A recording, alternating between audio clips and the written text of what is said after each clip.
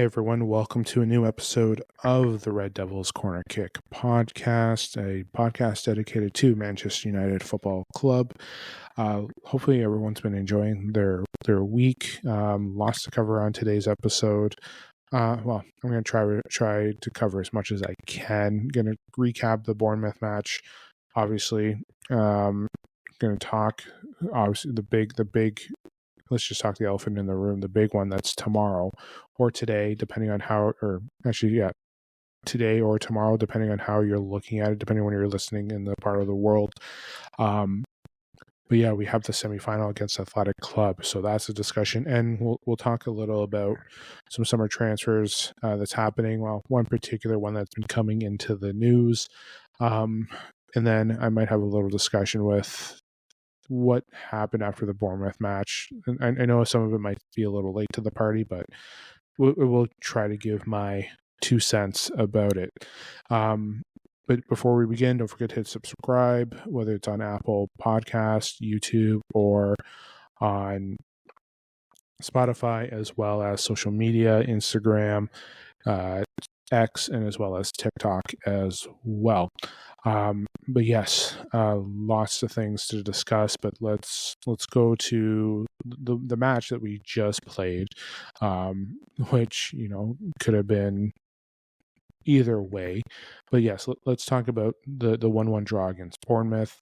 I would love to discuss the ending of it. For those that have Fubo TV, like myself, it's great when it's, I think, the 86th, 87th minute of a match where it just, went the way of the dodo, and you just can't get it back. So you're following on radio through the Manchester app, as well as the Score app. So it's just, lovely when you see that. So,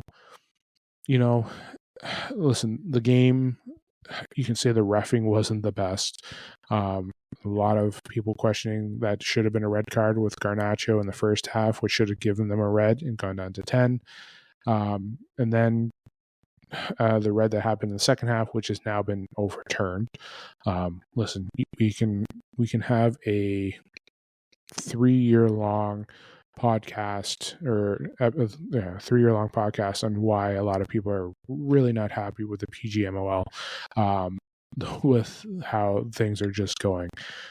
But you know what? It is what it is. It's not just happened to Bournemouth. It's happened all over. Every club has at least experienced it once this season, of just some poor play calls or some poor cards being issued. So we'll leave it there. There's no improvement. They're still having issues with VAR. Remember this.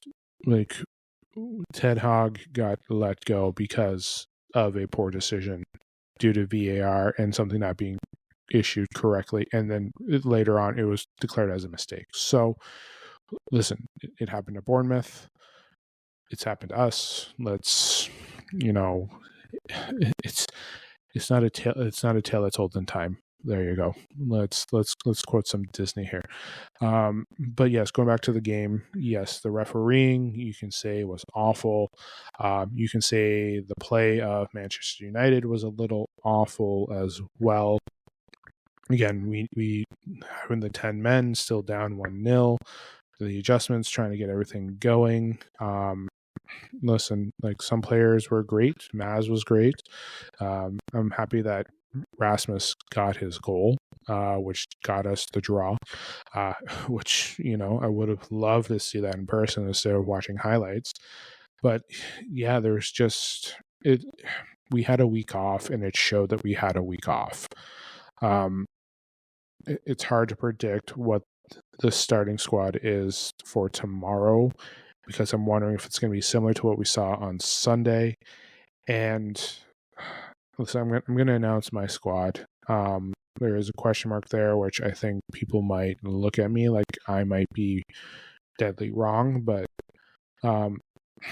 listen, the squad there, we had our mistake. The goal that was led, it was a goal by committee that sucked.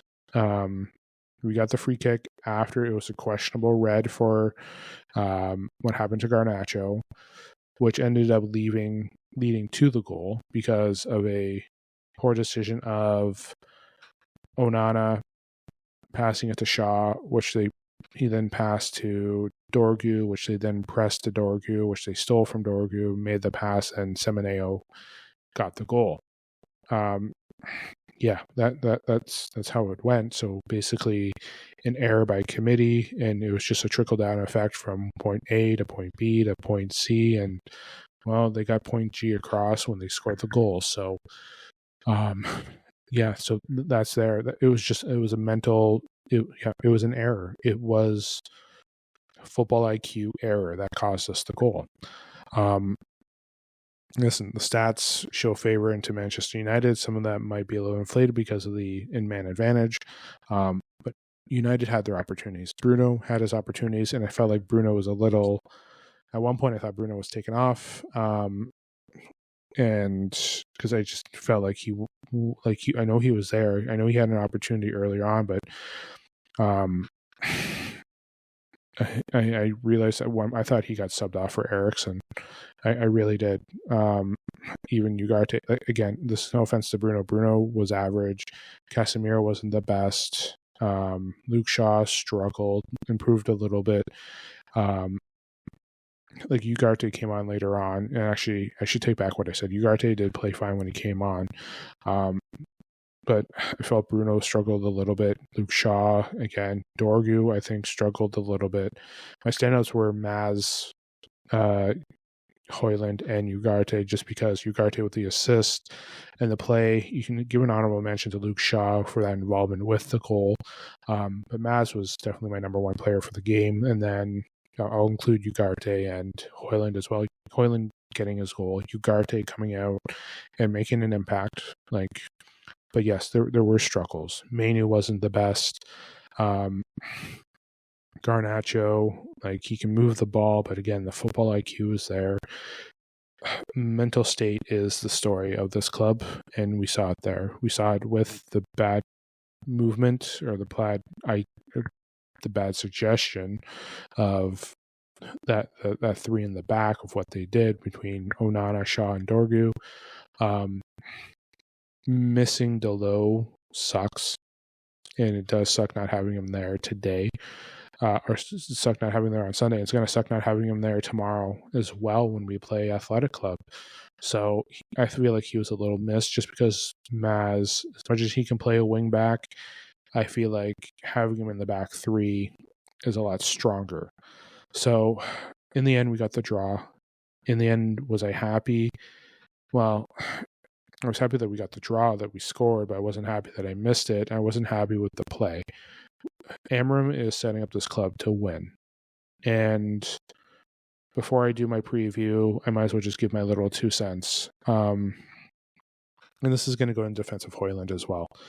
I know I've talked about football IQ and mentality of this club, which can be questioned sometimes. And Ruben has set up a system to help them win, and he has a game plan to help them win, and they have been coached to win. But the players, unfortunately, we've seen it with Ten Hag, we've seen it there, and you can question all you want. We were upset that Ten Hag didn't coach or didn't start his system. Ten Hag openly admitted it, so that's why we never saw it. He never tried to. We have Ruben Amorim, who's implementing a system, and we have the world saying he needs to stop because he doesn't know what he's doing. And I've mentioned this in previous episodes before. I have seen an improvement from his start to now. And that's not a secret. It's not like I'm not one in a million. There has been an improvement. The talent is... We're missing talent to help start this new change, but we have seen an improvement. Let's not kid ourselves. Let's not say no. You've seen an improvement. You've seen the movement. You've seen the style. You're seeing there with these players. But to say that Ruben needs to go, to have these fans say he doesn't know what he's doing, I can't keep playing the same tune again. And to my United brethren, I can't keep doing this again and again. It's just guys, we can't keep firing managers. We have to show our support. United want the world, but not willing to wait to get the world. And I know the last 10 years has sucked, but man, like I'm gonna have to do like an end of like right now. I'm a little tongue tied right now. But to say Amorim needs to go is a stupid mistake. It is. Listen, he's honest. I like the personality. He is like, again, like Sir Alex once reamed into his team after a win and said, gave everything off of his chest. And I know he's not Sir Alex, but Jose Mourinho has been honest. Ranić has been honest. Ten Hag was even honest. Like Ten Hag even said this club is never going to win a Premier League. He even said the players that he had were never going to win the Premier League. He said that going into his second season, ladies and gentlemen. Ruben has said it. Ruben literally said there's going to be more pain, but we have to, like, he basically admitted it back in December when he started. Like, yeah, we got the win, but there's going to be more pain coming. Like, everyone wants the world. Like, they want everything now. Guys, like, I'm sorry to say, like I said, this goes back to Manchester United being the biggest commercial club ever. But the last 10 years, yes, have royally sucked. It has. It's not a secret. Like, we've had trophies won, ladies and gentlemen. We've won Europa. We've won multiple FA Cups. We've had multiple appearances. Like, we've appeared in the last two, technically now 3 years. Like in the Ten Hag's 2 years, 2.5 years, two and a quarter, let's say, we had 3 finals appearances. We went to, I believe it was the quarters for the Europa, which, again, we all remember what happened against Sevilla. And Sevilla ended up winning, so it doesn't feel as bad as that we lost to the winners that season. But we went deep in the Europa. We got ourselves back in Champions League. We got to 2 finals, an FA Cup and an EFL, which we won. The following year, back to the FA Cup final. I know we washed out of Champions League, couldn't even get into Europa. But that's realistically the start of the pain. You can hate Ten Hag all you want about the signings, and listen, again, this is the same story being told. And then we won the FA Cup, so 2 trophies, 3 finals, and whatever. Ten Hag wanted to build a process, and Ruben has his players, has these players. Again, they're for a different system, unless Ineos was looking to get that. But you bring in a 3-4-3. He even admitted they're not winning the Premier League. They're not doing this, and this. He said it's going to be a struggle. Ladies and gentlemen, I know you don't want struggle, but to be fair, this is now the struggle. This is now the pain that we're going to go through. This is now, you do realize Sir Alex's first season, I believe he was 13th. He finished outside the top 10. Outside the top 10. Went back the second year and finished second, and then dropped back outside the top 10 the next year. As much as I love the Premier League and everything, there was a world of pain before the Premier League, ladies and gentlemen. And I don't think any fan now can suffer through what that pain was before the Premier League. Yes, we got 13 titles. Guess what, ladies and gentlemen? We have 20 total for English football. And guess what? Liverpool just tied us, and they have 6 more trophies. I think we can argue as much as we want about, who's better who, us and Liverpool. Like they had their era of dominating Liverpool, so did we. Now we're drawn. Deal with it. Right now, Liverpool went through a shit time. Yes, sorry for swearing, but they went through a shit time. Arsenal went through shit. Right now, Man United is now joining the club, and it's not like they haven't been there. God damn it, we got relegated 50 fucking years ago. I'm sorry for my language. I don't like to usually swear on my podcast, but yeah, I'm going to say it. We've been relegated. I would have loved to talk to those fans from back then to see what it was like when they got relegated to Division 2. I really did. I really do. It would be great. Really. Because I've seen fan channels and of those saying like how, what it was like. But to actually sit and meet a fan, I would have liked it. I really would have. It would have been a great time. Like, I'm sure it wasn't a great time, but having the club reset, get itself back up, especially with everything that went on before the relegation, the history, what happened, the Budsby Babes, everything, like, you had eternal glory at that time. You had a European Cup, and here we are bringing it back. It took years. Atkinson lost his job. Fergie came in. And Fergie struggled for 6 years, ladies and gentlemen. It's not like we were off to the races. And everyone forgets that. Everyone forgets everything prior to 1992. Every United fan does. Every United fan does forget that. No, I shouldn't say every. The ones that have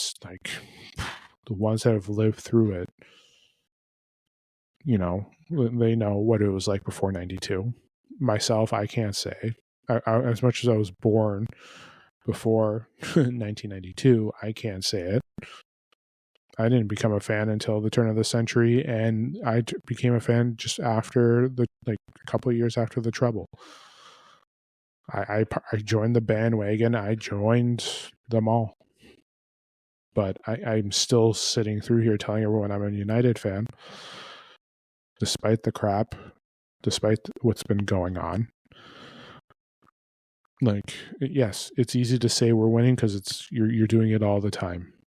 But like, we're going to struggle. We're not going to win all the time, ladies and gentlemen. You want it. I get it. You want it. I want it all the time as well. But we're not going to get it. It really takes time. And like, for us to succeed, like, it's got to be done within, like, in the real world, it takes a year, 2 years, 3 years to build, to start, and then see the fruits of our labor. But Man United won in 90 seconds. Just snap our fingers, pay for everyone, hope it works out. No. It's Ruben Amorim staying, in my opinion. He has my support. Ten Hag had my support. But we as fans are impatient. We are so impatient that we have sacked so many managers that we're not looking at ourselves as a problem too. Sir Alex even said it. The fans stood by me, stand by the next one. We haven't stand by the next one. There's pains, there's struggles. Like the term "we are Manchester United." Please stop with it. That annoys me. What are we we're Manchester United. City has been the best team in the last decade. Liverpool has won 2 titles and a Champions League. Like, we can go on and brag about our 13 trophies to their 2 in the Premier League. Shut up. They have 20, we have 20. They have 6 more European trophies than us. Or sorry, 3 more. 6 total. Don't even get me started with what they've done in Europa too, because guess what? I believe it's 9-5 in terms of that too. So great. We have to learn to deal with it. Like, I'm not saying it's going to be like this forever, but we have to accept ourselves as a process. And I know that what the Glazers and Radcliffe are doing are making it worse. What's also annoying me is right now that I wanted to make this a short episode, but here I went on a rant. Yes, things have not worked out well. Things have changed. Ticket prices, all this stuff has happened. It has. And I know it's not fair. I know it's a troubling time. But going on TalkSport, Sky, whatever, to say that the manager doesn't know what they're doing, like, there's been improvement. There's not you want the world. You were hoping for a manager bounce and it wasn't given to you. That's what it is with that small minority, that small group. They wanted the members bounce and it hasn't been well. We're seeing the truth. We're seeing a manager that came in, was honest, and here we go. There we go, ladies and gentlemen.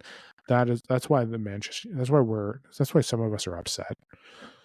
I accepted the pain. I accepted that we weren't winning the league when my manager said that we were going to. Like, I'm not giving up. I do believe we can win the league eventually. It will take time. It will take the bill. But the reason why everyone is upset is they wanted the manager bounce, like things worked out with Rude, and it didn't. Guess what, ladies and gentlemen? I am happy that it's going this way. I am. I really am. Would I be upset if we didn't play any European football next year? To be honest, it's 50-50 for me. I would love to win a major trophy this year. But at the same time, too, I want to build a team that just starts to win and just gets themselves back. Take time, build system, get the players that you need. Yes, winning Europa will actually help us get those funds and get those players in. But we can probably still get some of those players in and build a system, build a culture that fits towards this club. That's what it is. That's me defending Ruben and me just losing my marbles, and I do apologize for my language. Another thing is, yes, I saw some people complain about Rasmus Hojlund's celebration after his goal. Like you know what? I'm fucking happy that he scored. I'm sorry for the language again. I am fucking happy that he scored. Because you know what? He needs it. He had the yips. He has had the yips this season, ladies and gentlemen. And listen, he played well last year. He did play well in his first season. What was it? 16 total goals. Perfect. Could we see an improvement? Yes. Were we hoping for better service? Yes. Has it been down this year, worse than last year? 195%. Yes, it's been bad. But if he can score, if he can get back to the Rasmus that knows how to score in Europe, ladies and gentlemen, Rasmus knows how to score in Europe. He does. What was it? 6 goals, 5 or 6 goals in 8 games in the first. I know he struggled since then. If you look at what he did last year in Champions League, he had 5 goals in 6. I think he had 6 or 6, I believe. But he was top 5 for total goals in the group stages. We like the club itself let him down. Like the defense, the goalie, everyone let him down for the work that he did. He got us goals that let it in. The mentality of the club last year and the team failed him. That's the truth. He did his part. He was scoring. We as a club failed because we could not hold ourselves accountable, which is the same mentality that led to some players going out on loan and led to a manager being sacked. But yeah, if he can carry that confidence to the next game, just getting that in right position, where the foot, like get to where he wants to be. Oh my God, it would be great for him to score. It would be. It would. Listen, I am fucking happy that he scored. Again, I am sorry. And you know what? Some players did celebrate with him, but they knew what the goal was to try and win. I know some people aren't happy with the social media comment, but you know what?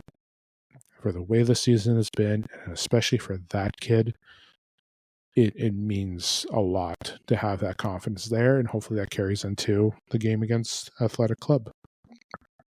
So yeah, that's my rant. And in the end, yeah. So just to recap, the Bournemouth game, I'm a little upset with it. I'm upset with the tie. I'm a little upset with not being able to see the goal of Rasmus to see the tie. Could we have done better? Yes. Was the reffing horrible? Of course. Do I still believe in Ruben? 150% yes. Do I believe in Rasmus? Yes. Am I happy that he scored? 100% yes. Do I hope it carries over and he scores a bunch against Athletic? Yes, I do. I really do. But yeah, that's me going off, and I wanted this to be a somewhat short podcast today, but no, I didn't. And it seems like my rants have happened on the last few episodes, so I do apologize if you're just looking to hope for just the preview with Athletic Club versus Man United. But that's what's happening next, because, yeah, I wanted to skip the rant, but you know what? I had to get it off my chest, and I had to talk about it. So, yeah. So let's get to the big one. Let's get to what we want to talk about: the big semifinal. Okay. So yes, we're here. We're at the semifinal. We're in. Well, actually, the club's already in Spain, in Bilbao. We are facing Athletic Club, not Atletico, not Athletic Bilbao, Athletic Club. If you study the history of the club, they prefer to be called Athletic Club. There's been change. That's where it first started. You saw a change to Bilbao, and then in 1970 to Athletic Club. So, and I do apologize. I believe the last two episodes, or my I think it was my episode after we won against Lyon for saying Atletico. So I do apologize. I did correct myself in the episode to say Athletic. But yes, Athletic Club is who we are playing. Listen, they are a good squad, ladies and gentlemen. It's not like we're facing, like we're not facing a lower tier team here. We're facing a team that's been playing very well in La Liga, and they have a good squad. They're good. I know they're going to be missing a player or two for the match, but they are still club. Where we're playing tomorrow is where it's going to be for the Europa final. It is like this is where we're playing in a place where it is going to be a battle, and I think going in for a draw would be great.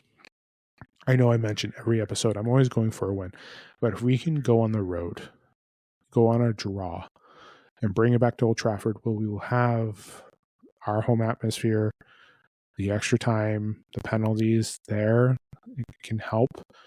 But for me, expect a fight. We played a game on Sunday. We had a week off. They've had a bunch of time off. Now, that can work in our favor because, like I said, Sunday, when they had their time off, you saw the rust coming off. That could work in our favor. Too much rest can be a good thing. Not playing a game, get yourself still in that game shape can affect it. So we'll see. Again, Athletic has a very talented club. Just pulling up the Athletic club squad. I thought I had it up here as I was prepping for my predictions. So yes, if you know who he is, Nico Williams is right there. They have a good depth. So let me just I don't want to look at the transfers. So let's look at their squad here. Actually, I'm going to pull up their last match. Actually, yeah. Let's look at their fixtures here. So like I said, they're top four right now.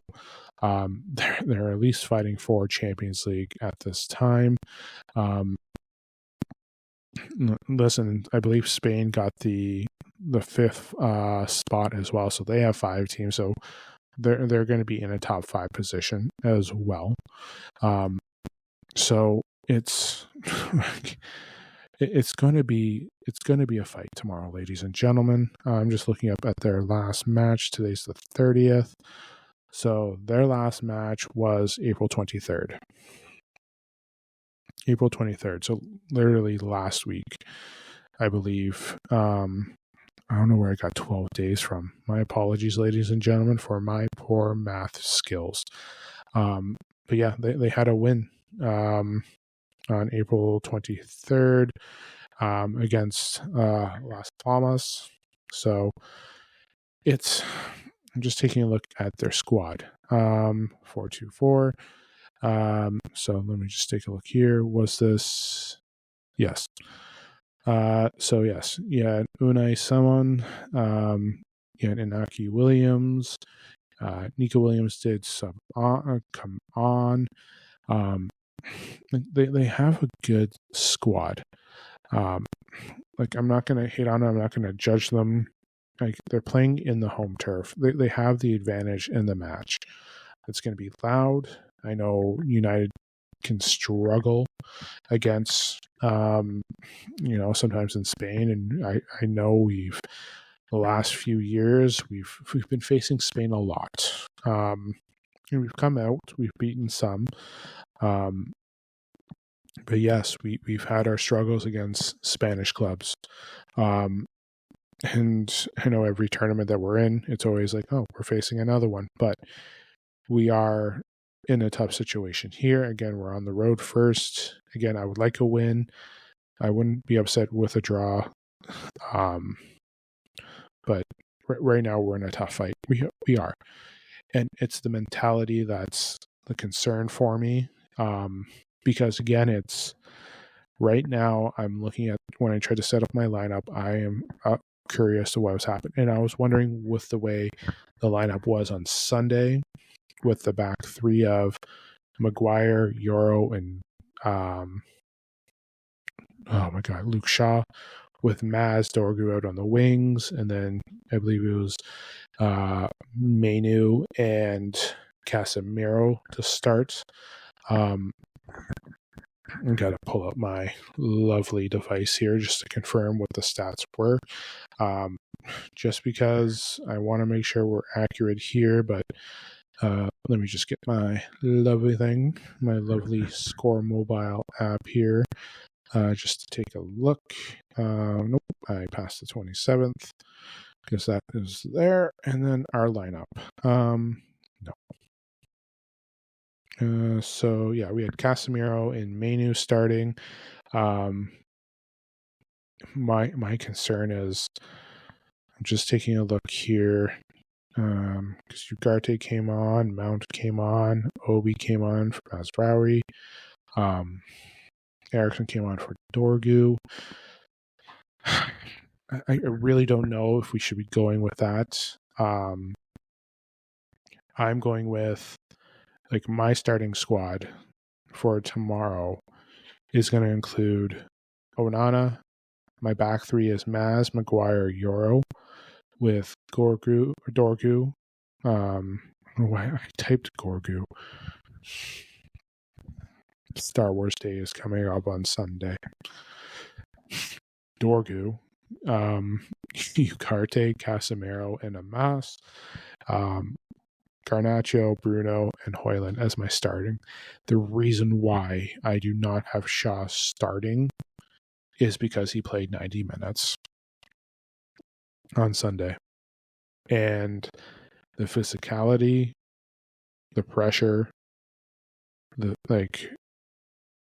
I think you have to put a young player in to start just to see what they're capable of. And I know it's the semifinals, but Luke Shaw durability is the question.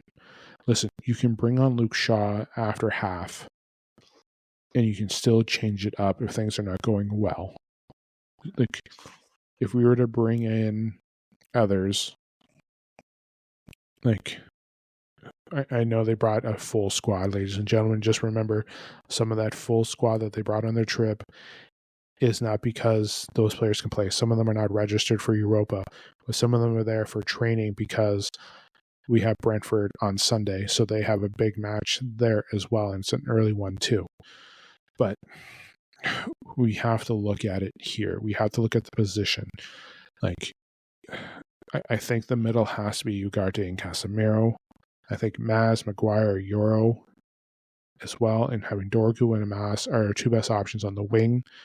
Garnacho and Bruno, again, they can attack, and Hojlund. Positive for this for our squad. The depth is improving on our bench. Ahmad, Delit are hopeful to be in the squad tomorrow. So you have that.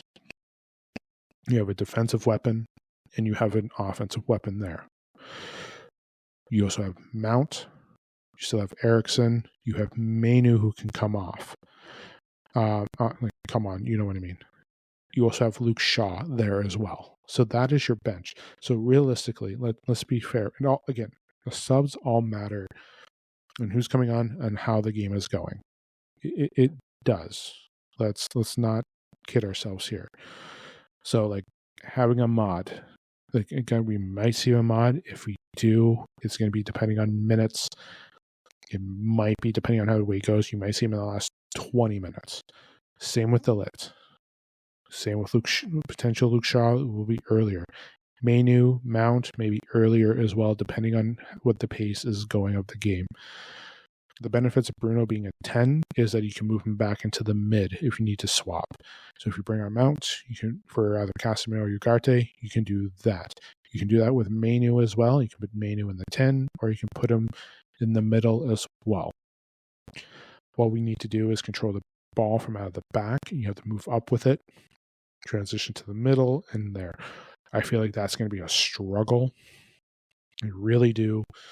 I feel like for a type of game, because again, I feel like this is going to be the squad. And again, I feel like Luke Shaw might be starting tomorrow. But again, I feel like if today's going to be the day, or if this is going to be the match, I think today's the day where you say, Harry Mas, you have played well. You've played it well against a club like Newcastle that is pressured well. You've played against a club like Lyon when you've had to, when you came on, when we struggled, played very well. We saw you play well against Wolves, and we all know that one came down to an error. So we've seen the growth there, and I think maybe Ruben was just looking out for him. But again, I think Amas has to take that step in, whether he's going to play tomorrow or he's going to be playing Sunday. But I think Amas has to get the start tomorrow, just because I'm concerned about durability. I'm concerned about the style of play of Athletic Club. So that is my concern. So again, Onana, Maz, Maguire, Euro as my back three, because I cannot risk about injury, because you can have Lindelof there, but there's limitations. There's Luke Shaw, but there's issues with durability. So I think for the safest option and the right option, again, I'm not the manager. I'm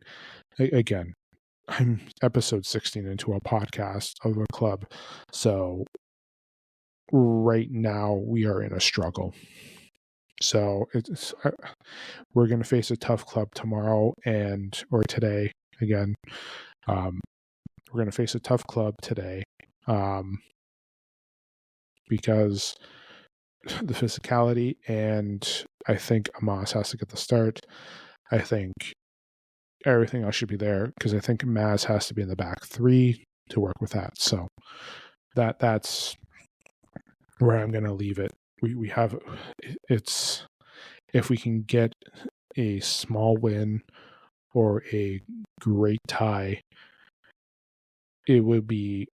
And I know people are like, "Why are you saying a great tie?" Trust me, the tie. Like again, as much as I want to win, like having a tie and bringing that back to Old Trafford does help. But again, I want the win. If it's a small one, like when I say small one, like a low scoring win, I'm perfectly fine with that too. So sorry for the confusion, but I'm just going to leave it there. I'm going to leave it there. So again, Onana, Maz, Maguire, Euro in the back three. Dorgu, Ugarte, Casemiro, Amas as your mids and your wings. Garnacho and Bruno as your 10, and Rasmus Hojlund to start. Yes, he's our only striker, but that's there to start. So that's what we're looking at there for our starting lineup. So we're in for a road here, ladies and gentlemen, and that's what I'm just going to leave it as. So, one more final segment or two. My final segment, hopefully I make this a little smaller than my first segment, but things happen sometimes that, yes, it's your fault. It was my fault.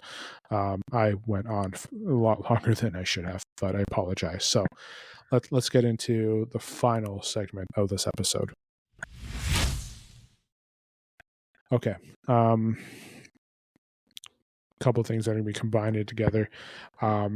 The Jokeres news is back on that we're aiming to sign him. The lap, as always, Kuna we're still working on. The Oceanman has faded away. They are looking at more players as well. More additions, but the spotlight has been Jokeres. We know who he is. We know what he can do in the system. We know he's a big fan of Ruben. Ruben's a big fan of him. I know he wants Champions League football, and I know he's waiting until the end of the month to see, hey, this is what's going on, and same with the lap as well. So that's my short bit about the transfer. Yes, it's apparently back on. It's just a wait in progress. So we'll see how that progresses going forward. Again, I've mentioned this on so many episodes, the many episodes that I've produced. We don't, again, until I see that photo of them signing that beautiful line in the press room at Manchester United with a manager or in an office, that's basically when I believe it. So right now I know the Kuna thing is still going on. You know, there's Jakuri, who they're looking at here from Leon, if you remember him. So we have things happening. There's things happening. More rumor than fact right now, but we don't know if what's happening here. He just might be tied. For all we know, we go into the Portuguese news and there's no talk of him going to United. So, but from my understanding is it's back on.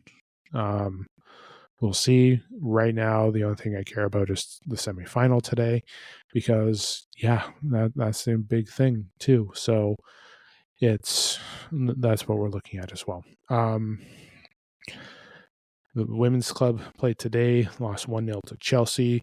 They are facing Chelsea again in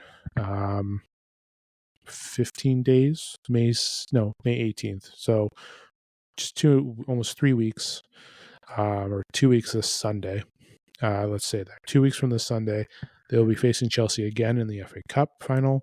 And hopefully they can repeat, because again, the women's team did win last year and they won big as well. So let's hope for a repeat for the women's squad. So, and I'm going to try and get more of the women's club in as well. As I've just been building, again, I'm going to try and do as much of all. I will try to do, I don't know if I'm going to be able to discuss more about like the youth academy and the under 21s and the under 18s, but I will try to definitely fill in more about the women's club as well. Especially as we get closer and closer, and that way I get more familiar with that squad as well, with the women's club too, or with the women's squad, sorry. But yes, they had a tough loss today, but they do face Chelsea again in 3 weeks. So, and I believe they won before that as well. So, they've improved from what I've seen, and from years past, like from last year as well. I know they've improved as well.